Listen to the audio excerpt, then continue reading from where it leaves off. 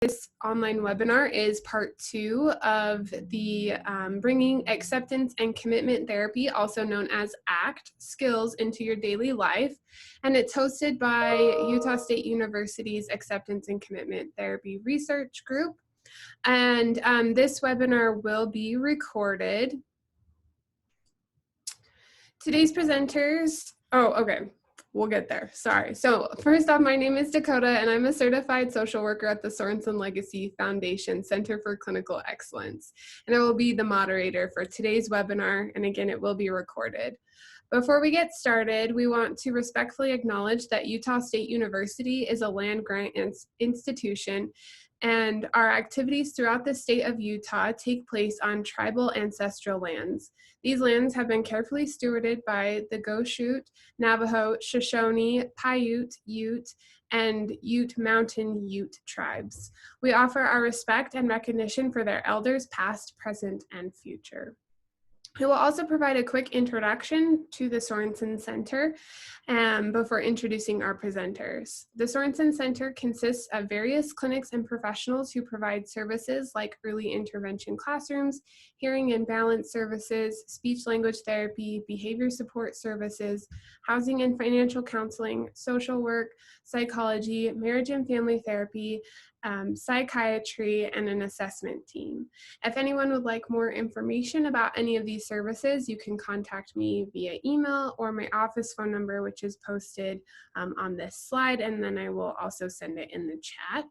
We will have a question and answer opportunity at the end of the presentation, but you can also unmute yourself and ask questions or comment throughout the presentation as well. So today's webinar will be led by Corina Kilsmack and Lila Capel. They are part of USU's ACT research group and are doctoral students in the Combined Clinical Psychology program in the Emma Eccles-Jones College of Education and Human Services.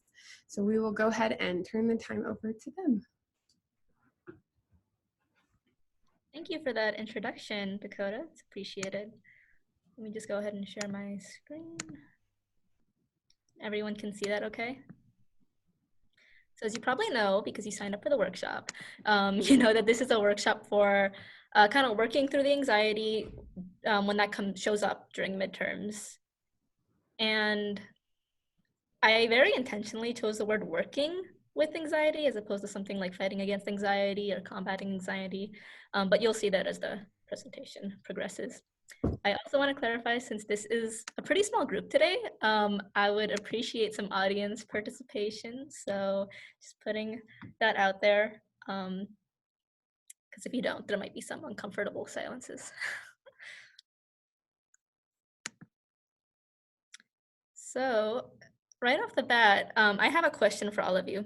So, and I know not everyone here might be maybe students, like, you know, Dakota, I know you're not a student, but I hope everyone, regardless of where you're coming from, is getting something out of this. But during midterms or any kind of testing situations, any even like high anxiety situation, what kind of comes up for you? Like what kind of thoughts, what kind of feelings? Does anyone have any input?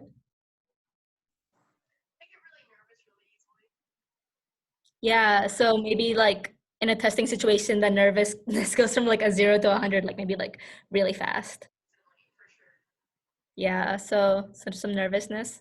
Anything else from anyone? I feel like the night before, often I can't sleep super well. Yeah, so it's like affecting your life even, like, you know, your sleep. It's kind of worse, maybe like because of maybe some racing thoughts kind of keeping you up. Yeah, so, you know, during midterms, times of stress, you might have thoughts like, I'll bomb it. So maybe something like that might come up for you that's keeping you up at night. You might feel this like kind of pressure to succeed, like, oh, you know, if I don't succeed, everything's going to fall through and everything's going to crash. So there's things like that. And then maybe even like some physical symptoms. So I don't know who it was in the chat, but someone said something about anxiety increasing real fast. And part of that isn't always thoughts. Sometimes it's like these physical things in our body, like sweaty palms, maybe our heart rate really increases. So anxiety shows up in all these variety of ways that influence in different ways. Now I have a follow-up question. When those kind of things come up, like those thoughts, those feelings, those restless nights, what do you usually do about it?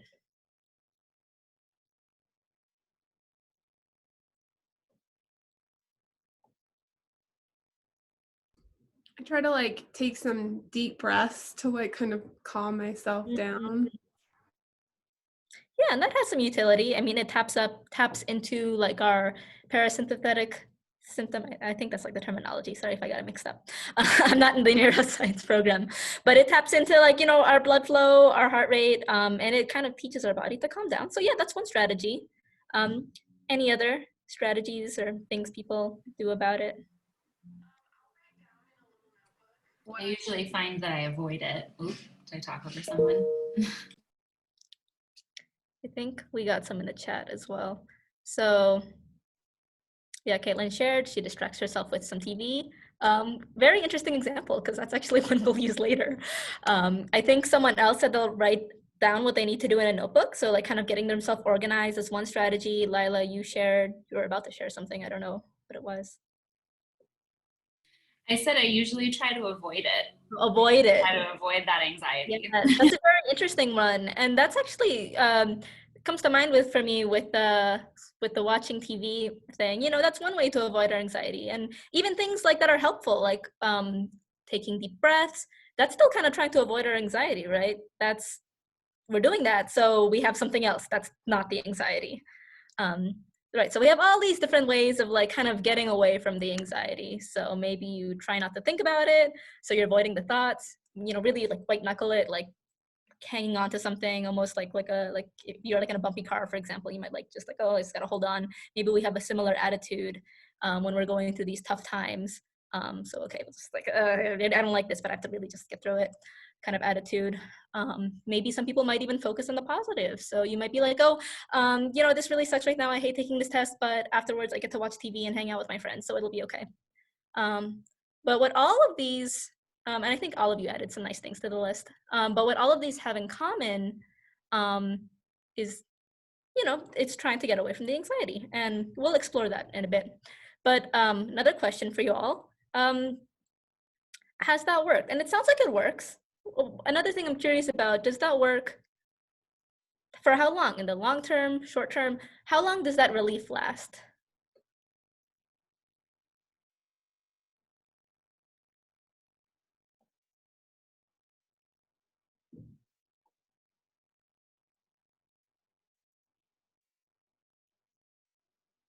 I'm willing to hear from people who have already spoke as well, so don't feel like you're taking up all the time or something like that. Oh, Caitlin, okay, interesting. Caitlin says it's very short term. Maybe when you distract yourself with TV, it only works while you're watching the TV.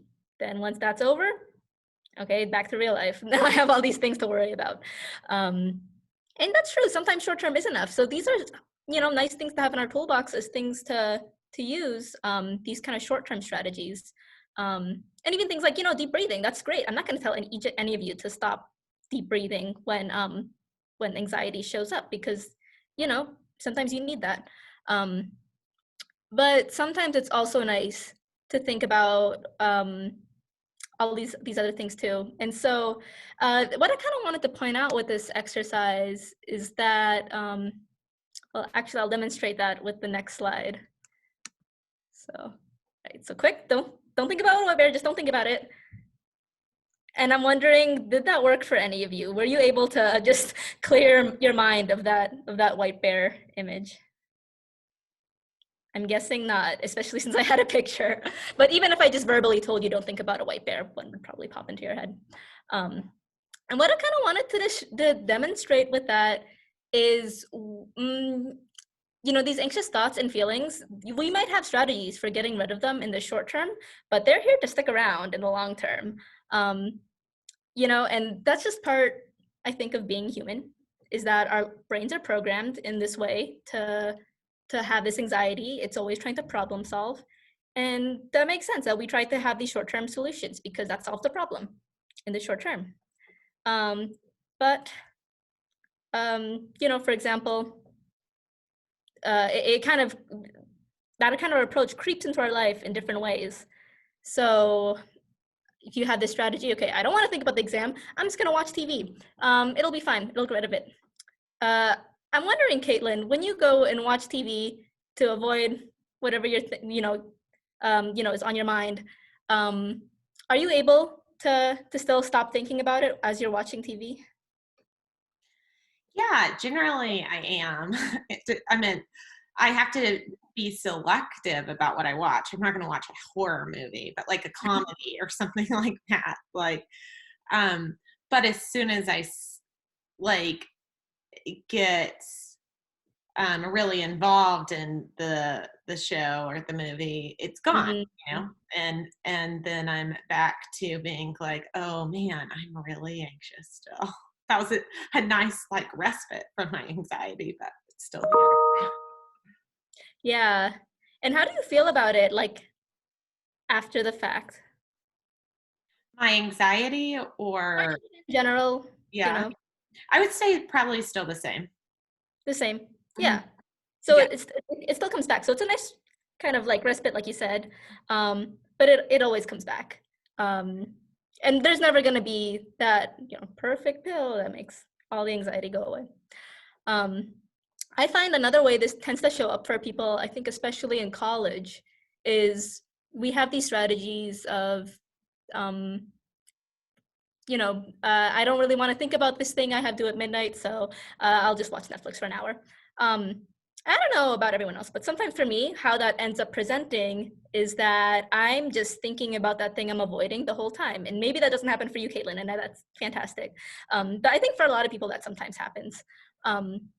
And so when I'm watching that TV show, I'm not even like really enjoying it, or like afterwards, like I'm like, oh, was that really a good use of my time? I wish I did something a bit more, more meaningful to me. And TV is just an easy way to disengage. And there's all sorts of different ways. TV is just one example, but people scroll through Facebook, they'll check what's in the fridge, eating is a common distraction. But while we're doing these things, the question is this something that we want to be doing? Like, do we end up like afterwards being like I don't know. So in this example with SpongeBob, I don't know if any of you have seen that episode where he's procrastinating on that paper for boating school. Have any of you seen that, or is that's just me? No, Caitlin hasn't. Layla, have you seen it? Because you seem, no? Okay, well, it's a really excellent episode, and I recommend it to everyone. But in it, SpongeBob, he has this thing due at midnight. I think he's doing something we've all done before, which is procrastinate, doing all these different things to avoid doing the Gabe has seen it. Great. And then, in the end, it wasn't really a good use of time. So I think the point I'm kind of trying to get at is we have sometimes these avoidance strategies, they work, but in other cases they might not. And then in the end, we're left kind of like not in a place where we want to be. So maybe if you're procrastinating, maybe you didn't study as much as you wanted to, and even the way you were procrastinating wasn't very meaningful.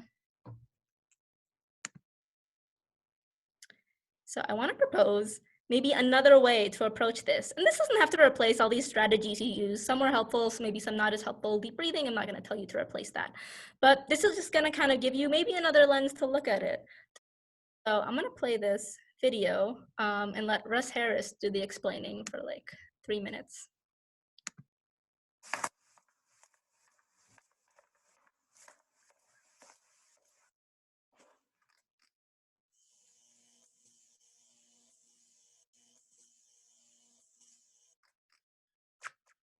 It often seems like we've got a struggle switch at the back of our mind. And as soon as an uncomfortable emotion, a painful feeling or memory shows up, it's like the struggle switch goes on and we start to struggle with it. So let's suppose anxiety shows up. Very common, painful emotion that we all get to experience. Anxiety shows up, the struggle switch goes on. Oh, here's anxiety. I don't like anxiety. I want to get rid of my anxiety. Now I've got anxiety about my anxiety. So it's getting bigger. With the struggle switch on, I now get, oh, my anxiety is getting bigger. How do I get rid of my anxiety? Now I've got even more anxiety. With the struggle switch on, I may then get angry about my anxiety. Why is this anxiety keep showing up? I hate this anxiety. Then I might even start to feel sad about my anger. Oh, is this my life?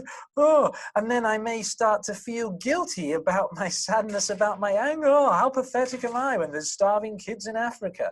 So if my struggle switch on, my emotions get amplified. I've now got guilt about my sadness, about my anger, about my anxiety, And that kind of amplification of emotions gives them more impact and influence over my life, and often gets me bogged down or pulls me into self-defeating behaviors. Now, what happens if I can switch off the struggle switch?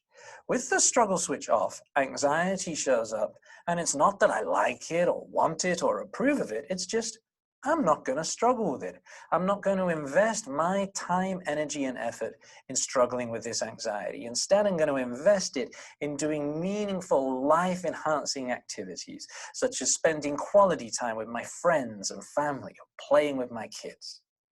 Now, with the struggle switch off, the anxiety is free to move. It may get higher, it may get lower, it may move quickly, it may move slowly, but the point is it's free to move. It doesn't get amplified by all of these other emotions which make it kind of bigger and stickier and make it hang around for a lot longer. So there's no such thing as a life without anxiety. It shows up for all of us. But when anxiety shows up and the struggle switch is off, it's so much easier to live with than when the struggle switch is on.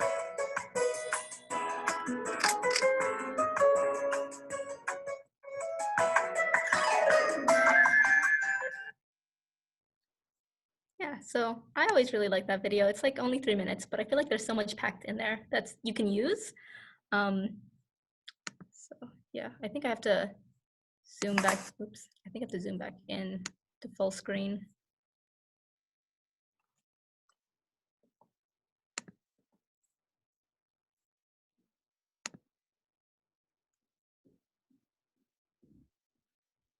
Okay. So another question for all of you. What happens when the struggle switch is off?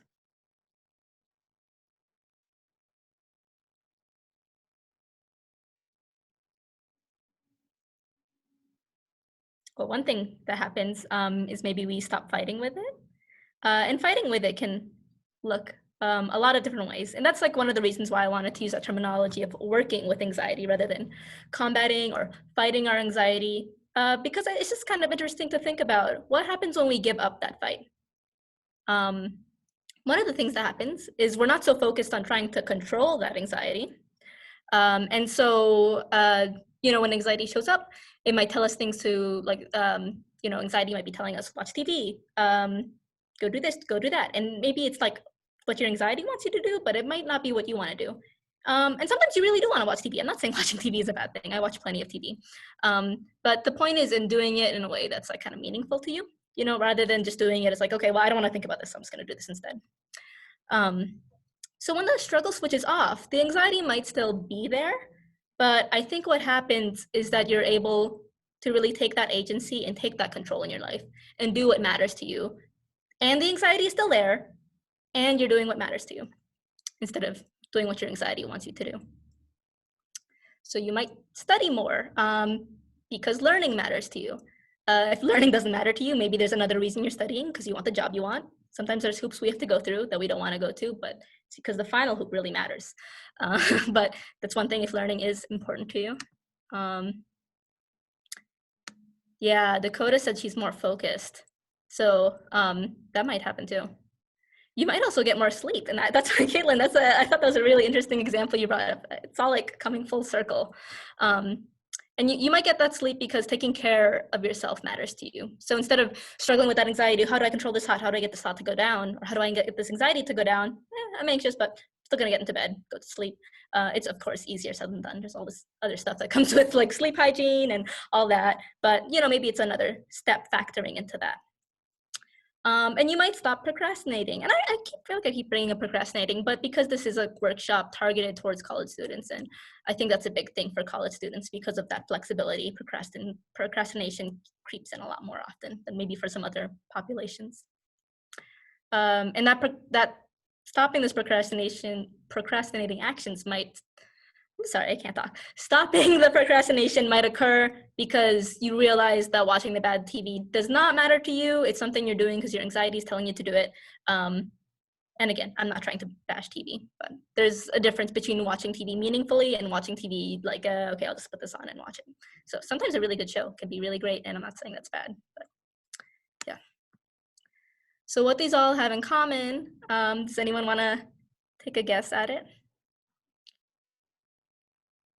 This one's kind of a softball, so the answer is obvious because it is.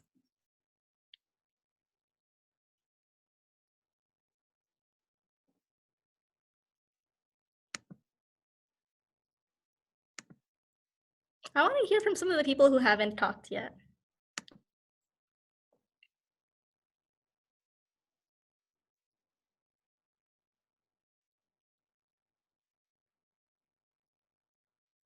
Okay, well, I'll just give it away. It's, all of these, the thing that these all have in common is that they align with our values. And that's just a tie into part 1 of our series. So if any of you are interested in seeing part 1, values, and how it links to this, I'm sure Caitlin or Dakota can link that in the chat or give you access. But once we turn our struggle switch off, it really gives us the freedom, not only for anxiety to move around, as Russ Harris explained, but it also gives us the freedom to choose actions that align with our values.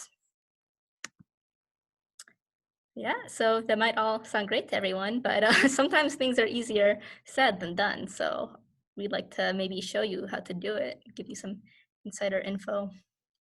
And I'll let Lila take over.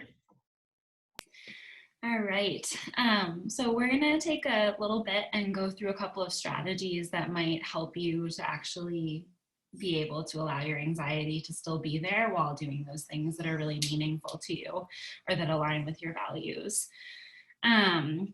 So for this strategy, this is it's an acceptance-based strategy, which is part of sort of that ACT acronym. So for a moment, I just want to take a second. Let's imagine that we have 2 control knobs. We can see them on the screen. One is anxiety or distress that's related to your exam or a couple of exams or your presentation, or maybe it's something to do with work if you're not in school. So we've got a lot of different things going on. We're feeling anxious about it, and that knob is turned all the way up, right? It's like front and center. We're very aware of our anxiety about that thing.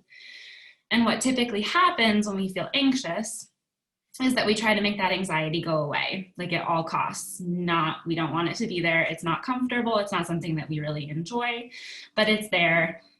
And what we might have found, as Corey was so nicely kind of laying out for us, is that it doesn't really work to get that anxiety to go away by avoiding or engaging in those other activities that sometimes for that brief period will make that anxiety go away, but in the end it really doesn't do the job that we want it to do. But we continue to try and avoid our deep breaths or watching TV in an attempt to make that anxiety and distress go down. And in this scenario, that anxiety knob stays turned all the way up, and the second knob, which is our willingness to experience that discomfort or that anxiety, is turned all the way down. It's like, we're trying to get rid of it, let's get rid of it. I don't want it, I don't want to feel anxious. And so our willingness is down, and that makes it so that it's much harder for us to engage in those things that we're really valuing.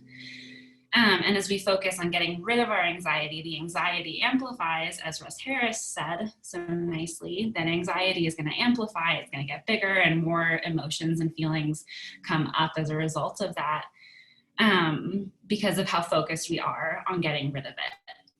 So if we can skip to the next slide, Corey, maybe. So let's take a moment. got SpongeBob again. Let's take a moment and think about that test that we were preparing for, or that presentation that we're preparing for. It's front and center. We're thinking about it. It's there. We're worried. Bring that test into your mind. And now I want you to notice your body. So just do kind of like a little scan. Notice, where is there tension? Where is that anxiety manifesting? And I don't want you to place judgment on it. I want you to just observe it, okay? So what's happening in your body at this moment?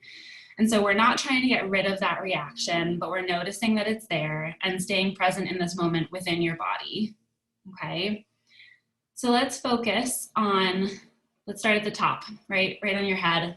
Where are you noticing the anxiety manifesting? Maybe it's in your forehead. Maybe it's in your mouth, your jaw. Maybe you're noticing that your teeth are clenching. Maybe your shoulders are tensing. I know when I get anxious, my shoulders go, ugh, and it's really not fun. It's uncomfortable. Or maybe let's move to the torso. Are you noticing tightness in your chest? Or perhaps your hands are clenching, as Corey described, kind of that white knuckling through everything. And as you move through your body, you might notice those areas of tightness and tension and where that anxiety is manifesting physically. And this is just your body's reaction to anxiety.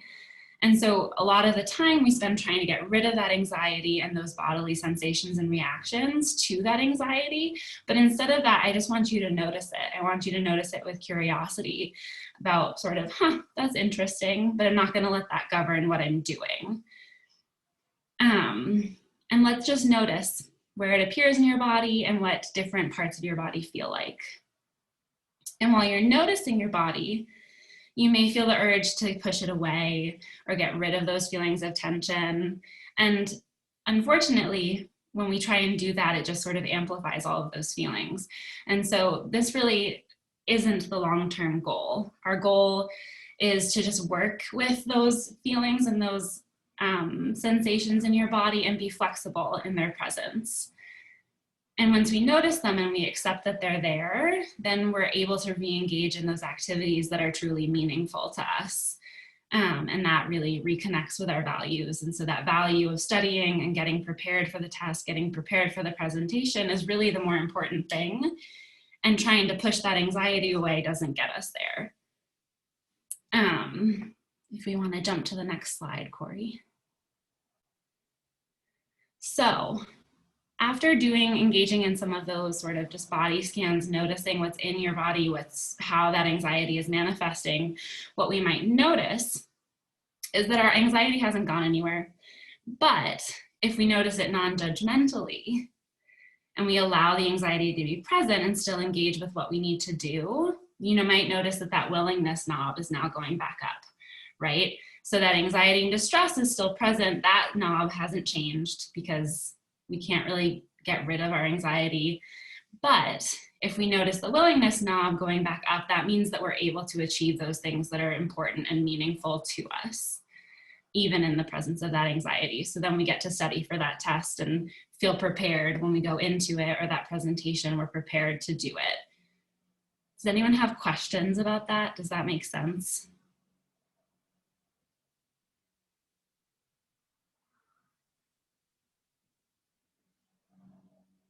So I think that this is one of those opportunities where just because anxiety is there doesn't mean that we can't do the things that are meaningful to us. And we just have to tolerate the presence of that distress, that anxiety, and then within that within the context of our anxiety, we're then able to still do the things that are meaningful. So I'll send it back to you, Corey. Thank you, Lila. That was wonderful. Okay, so I'm going to introduce another strategy. And this is I kind of labeled this as like an unhooking strategy because it really revolves around how we might be kind of hooked to our anxiety and to our thoughts and to our feelings sometimes. So when I say hooked, what I mean is that, I'll just focus on a specific example. Maybe I have the unhelpful thought, I'm going to bomb this presentation and I'm gonna do terrible. And maybe that thought comes up. And if I was hooked to it, what would happen is that thought would take me and just drag me around, and maybe even drag me into not even doing the presentation, right? I don't know if anyone else has ever like bailed on something because they were nervous about it.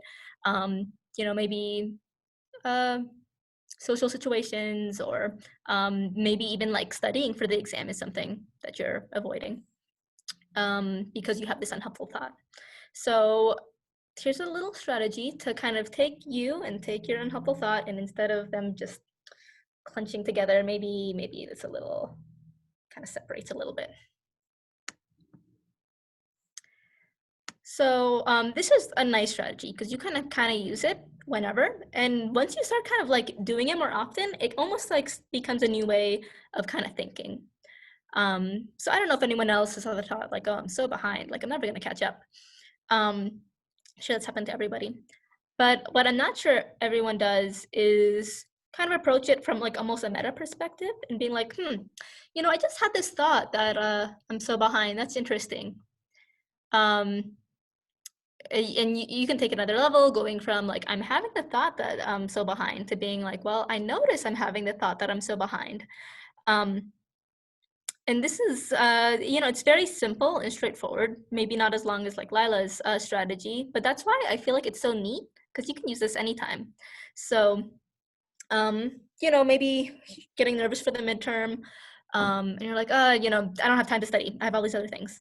And that may or may not be true. I find sometimes people say they don't have time, but then they end up like watching TV or doing all these other things instead. But you could be like, well, I don't have enough time. Oh wait, I'm having the thought that I don't have enough time, and I'm noticing that thought that I don't have enough time. And that might be like kind of a weird way to treat our thoughts when you first hear about it. But as you kind of go through this process and do it more often, you'll find that you'll have a better ability to discern what's a thought, what's reality, because sometimes we think the thoughts are reality, and sometimes they are. Sometimes we don't have enough time. Sometimes we do. And once you're unhooked from that thought, the thought won't be dragging you around. So I'm so behind. Okay, because I'm having that thought, I'm not going to study. Once you unhook, okay, I'm having that thought, maybe the thought doesn't drag you around, and then you're able to make your own choices about whether you want to study or not, because it's important to you and aligns with your values. Again, values are our own choices, so I'm not saying studying is valuable to everybody, but I'm sure the midterm or whatever test you're studying for, or whatever life stressor you're experiencing, is important to you in some way or form. Because if it wasn't important to you, you wouldn't even be getting anxious about it in the first place, right? We really feel that anxiety about things that are really deeply important to us. And so there's probably something about it important to you, whether it's because getting a good grade means you get a good job later on and you get to live the life you want to live, or whatever it may be. So hopefully, as you practice this more and more, the two aren't as fused together and there's a bit of separation. Are there, if it's too personal, you don't have to share, but I'm wondering if the audience has any thoughts they think this might be a helpful strategy to use on.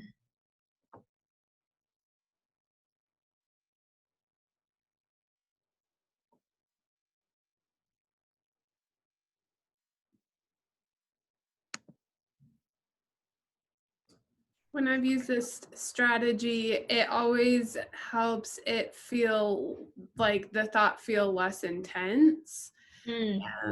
And so I think that's something that is helpful, is that, that intensity, or that level of how much I buy into or believe that thought is a little bit less. Yeah, and I like that terminology used about buying thoughts, because thoughts are presented to us. Our brain is always thinking of thoughts, and we have all kinds of thoughts throughout the day. But really, it's up to us, not up to our brain.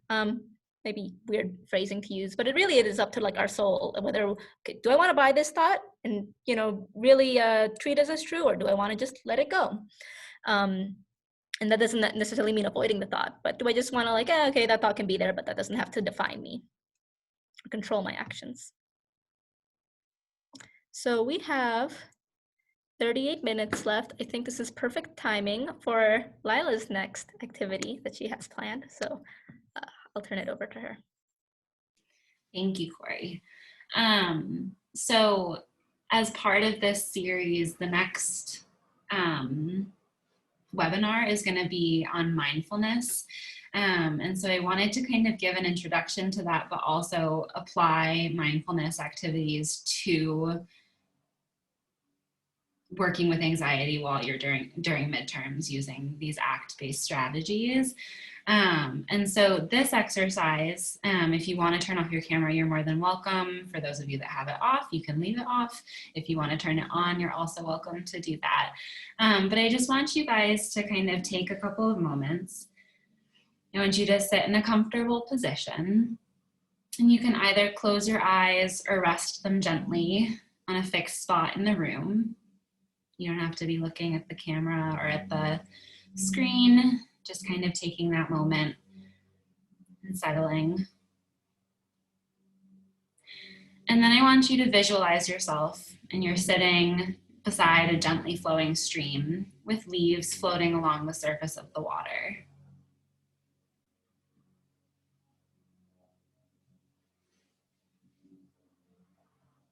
And for the next few minutes, take each thought that enters your mind and place it onto a leaf and let it flow by.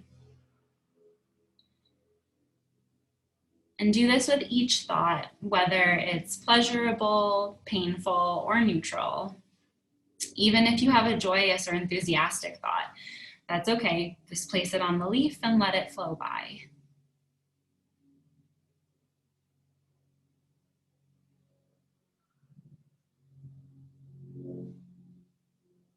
And if your thoughts momentarily stop, continue to watch the stream. And as your thoughts come in again, we can start again by placing each thought onto the leaf and letting it flow by.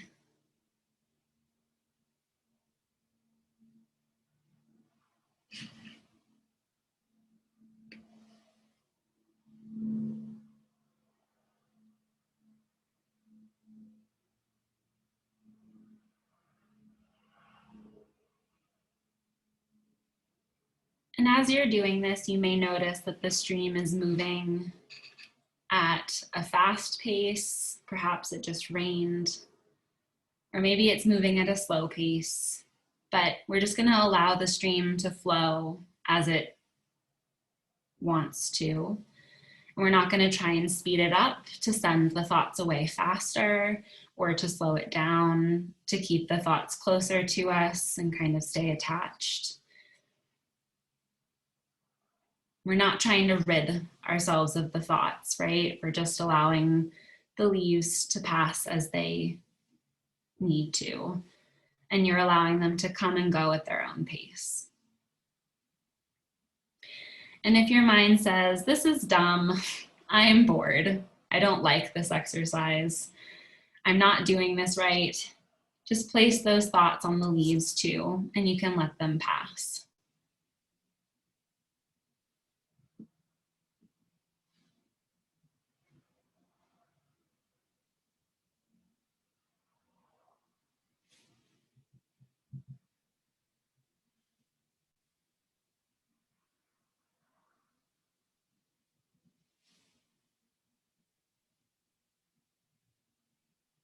And if a leaf gets stuck, allow it to hang around until it's ready to float by.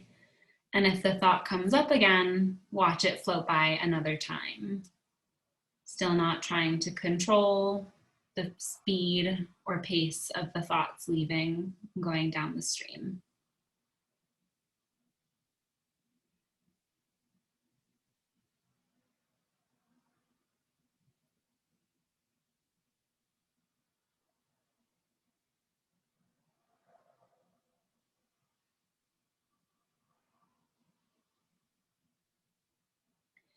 If a difficult or painful feeling arises, simply acknowledge it and say to yourself, I notice myself having a feeling of boredom, impatience, frustration. Place those thoughts on the leaf and allow them to float along.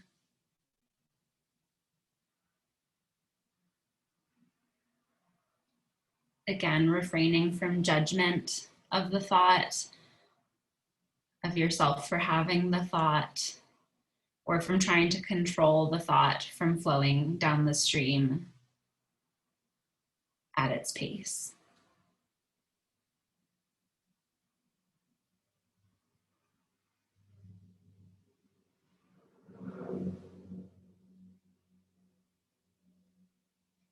And from time to time, your thoughts may hook you and distract you from being present in this exercise. And I want you to know that this is completely normal. I have the same thing when I'm doing these kinds of exercises. And as soon as you realize that you've become sidetracked, gently bring your attention back. Bring your attention back to the leaves and allow your thoughts to flow down the stream.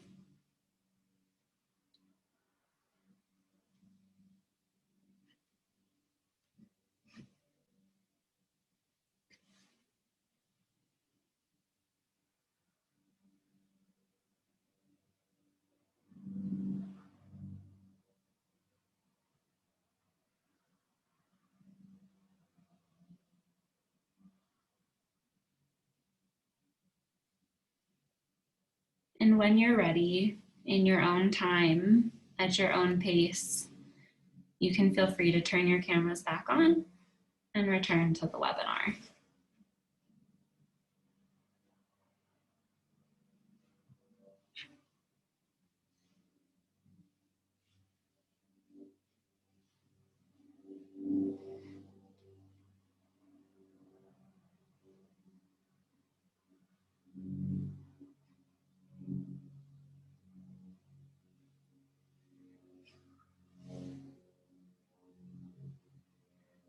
So what did you notice during that exercise, during that activity?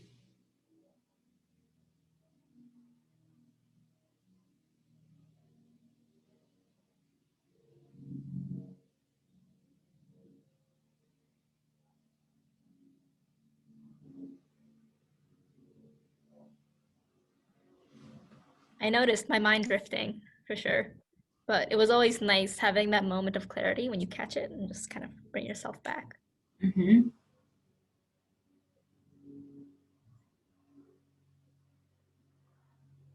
My thoughts in the beginning were much quicker than by the end of it. Some of my thoughts weren't always words, and so if it showed up like as an image or a picture, then I just put that on the leaf too. Oh. Yeah, those are awesome examples. I think, thoughts come in at different paces. They come in different shapes, colors, sizes.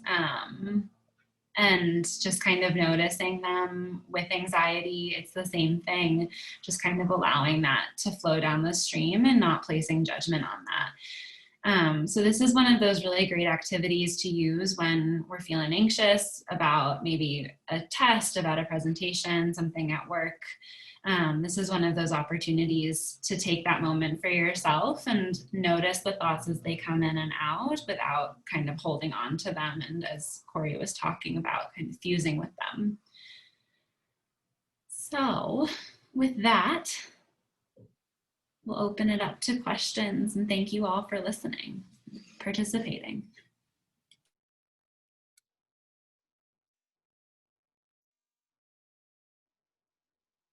I also want to add the mindfulness activity is nice. Even if you aren't feeling anxious, sometimes it's nice to just practice that. So then you have that skill kind of built up of noticing your thoughts even when you need it.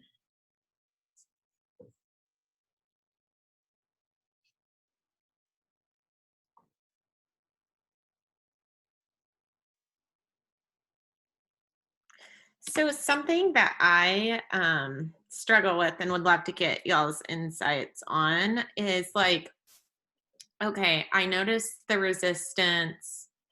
I feel like my little dial of willingness, I start moving it to more accepting the resistance of anxiety. And then I'm like, oh, okay, I will engage in the more productive activities, like spending time with loved ones and that kind of thing. But I also find that I'm a bit more irritable in those situations too. So it's like, I don't know.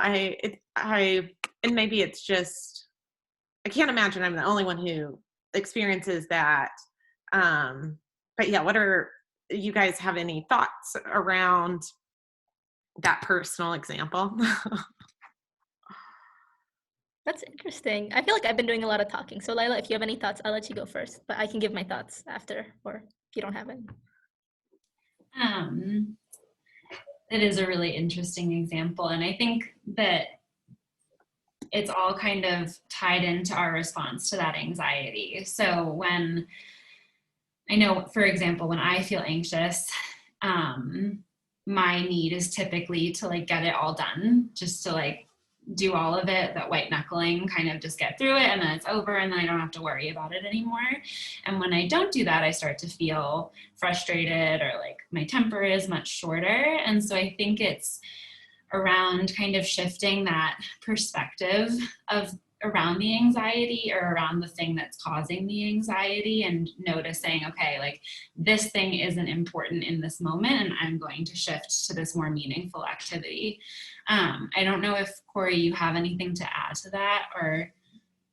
Yeah, I think even if the willingness is up, sometimes that fusion with the thought is still there. And so what I'm wondering is, like, if maybe that's your experience, is that, you know, okay, I'm willing to spend time with friends and family, but you still have this thought, I should be working, I should be a productive worker, I should be doing these things that are on my to-do list. Why am I not doing those things? And when we have that like dissonance between what we're doing and what our mind is telling us to do, you know, get these things done, be productive, then that can cause some irritability, right?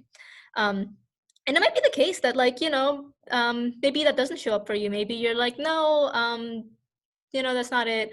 I'm doing these things that are meaningful to me, but I don't feel attached to this thought. But it's interesting how these things sneak up on us. And sometimes, you know, I don't know, I'm curious. What are your thoughts? Like, what's your reaction to that? Because I don't want to like label you with these things and that's not your experience. I'm just processing what you guys said, but I like the idea of like the reframing, kind of what Lila had said, of like either reframing the thought or reminding myself that in this moment it's not important. And I think that is like, I think that's easier said than done, you know? And so I feel like it's just practice, you know, as many things are. Yeah. And sometimes, you know, that irritability is coming from a very real place. Like maybe we do have like a deadline at midnight to meet and we're still spending time with our family and we really have this really pressing thing to do.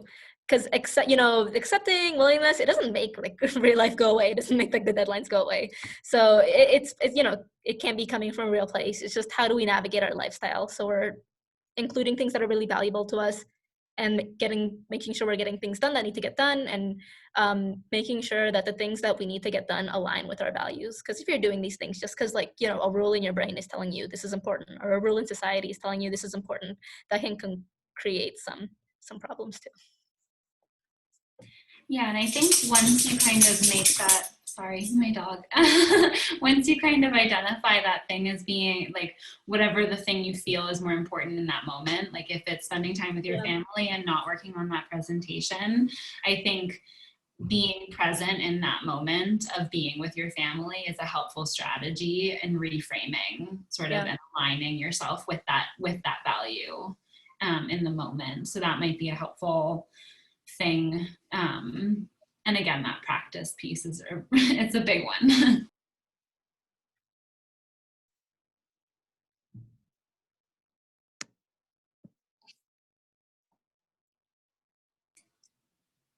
Any other thoughts or reactions from anybody? I was just wondering, how do you start? I think Caitlin touched on it, like it's a lot of practice, but how do you like start and maintain these strategies?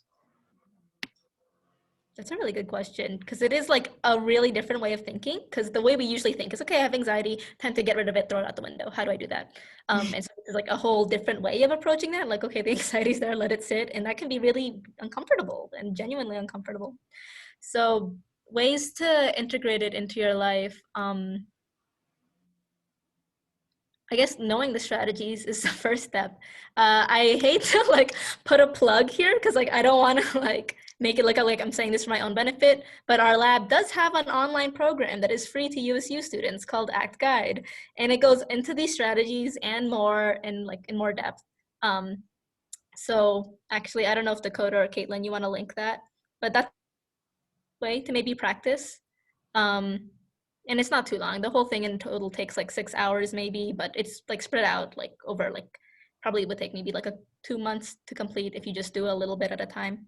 But that's one way to kind of learn these things and gives you tips for practicing them in your daily life. I don't know, not everyone does this, but I find it helpful to have like a kind of like daily like mindfulness practice. Maybe it's hypocritical because I've kind of like fallen off the wagon a little bit, haven't done it lately, but just like taking 5 minutes for like mindfulness and doing some guided meditations can be a way to train your brain into that way of thinking as well. And there are apps for that are helpful. I know Headspace is a free, but it's not free. The trial is free, but it's like, I think for students, it's like $10 a year, which is not bad. For non-students, it's like $100 a year, which is like too much. A free app you can use also for those kind of mindfulness exercises is My Life. It does have a paid version, but there's like a free version with a lot of nice exercises too. And you can always look stuff up on YouTube too. If you just look up like Leaves on a Stream, like the one Lila guided us through, that'll come up and you can follow those. I think SoundCloud also has a lot of guided meditations. I think that's the correct website. But yeah, I'm trying to remember. There's like a specific mindfulness like person who posts on there that I know that I've listened to a few times. So SoundCloud. And I think also with Corey's strategy, sort of unhooking from your thoughts, that's something that regardless of whether or not you're feeling super anxious about a specific thing, or if it's just kind of daily, having that noticing your thoughts and not placing sort of not attaching to them can be really helpful regardless of whether it's a high stress situation or not, and kind of getting that practice with that kind of strategy in moments where it's not like super necessary, that I'm not hooked with my thoughts. Like that could still be, that's a helpful way of being able to then implement it, as Corey said, with mindfulness, sort of being practiced in those strategies on a daily basis, so that in those moments where you're feeling super anxious or stressed, you're able to use them. I also want to point out, like, being mindful doesn't have to be like, okay, I'm going to sit down and do this meditation and pull up SoundCloud. That's one way to do it, and it's very nice. But we can also incorporate mindfulness in like just the daily things we do. Mindful eating is a big one, for example. And there could probably be a whole nother like hour-long lecture on like integrating mindfulness into your day. And actually, that's a nice plug for our next lecture in the series that'll go into that. They'll probably talk more about those strategies, but these things don't have to be like, I'm going to sit down an hour and practice these things. It's more like integrating it into how you already are navigating the world. Paige, was that helpful for you? Or like, do you have any like questions? I feel like that was kind of an info dump. Makes sense. I think that was a lot of good tips. Okay. Thank you. And Georgia said, I love the thought of noticing your anxiety, because if you allow yourself to feel it, you can understand where it's coming from and help turn your anxiety into motivation. That's true. I love that thought, Georgia, about turning your anxiety into motivation, because that's kind of what it's there for. Like, as from an evolutionary perspective, we evolved anxiety because it acts as like a warning sign, like warning, something bad is happening. Either get out of there or do something, and so sometimes it makes sense for anxiety to like guide our actions. It's just about kind of developing that awareness of discerning okay, when is this like a false alarm, or when is this actually helpful information that I can use? Nice. Yeah. So, we only have Georgia and Paige and Caitlin and Dakota left here in the room. So unless any of you have any other questions or comments, I think this has been a really nice presentation. I enjoyed talking and